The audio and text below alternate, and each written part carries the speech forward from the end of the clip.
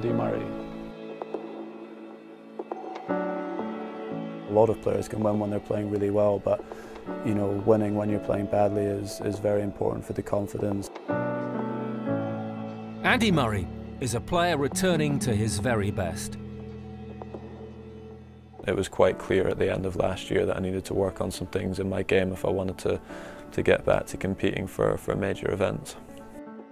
After an off-season packed with hard work, Andy got off to a great start in 2015, arriving in Melbourne refreshed and ready to take on the first major of the year.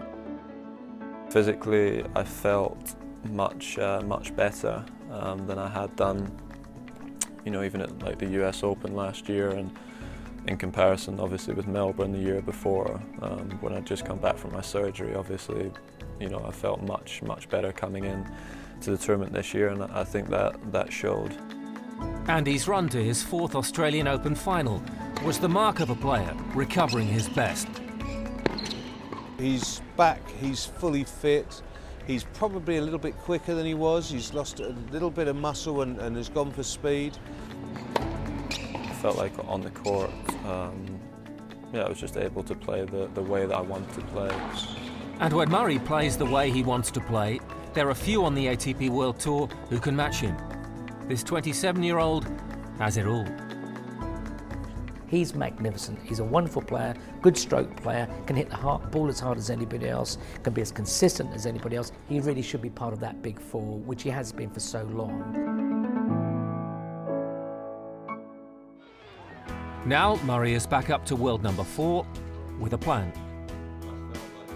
This year it's important that I try to maintain a consistent level throughout the year. I feel like last year I was quite up and down with my performances. I think if I can try to maintain the level that I started out the year with in Australia, you know, my ranking will go in the right direction.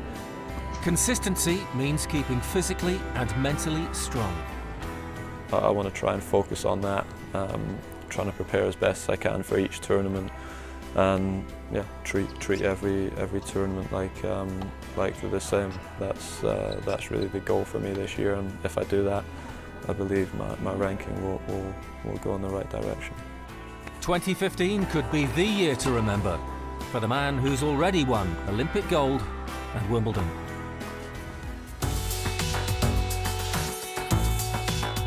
Next week on ATP World Tour Uncovered, it all kicks off in California, and we go behind the scenes in Indian Wells. After a blistering start to the season, we catch up with Czech star Thomas Berdych.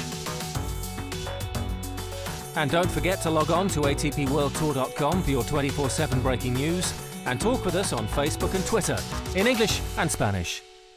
See you next week.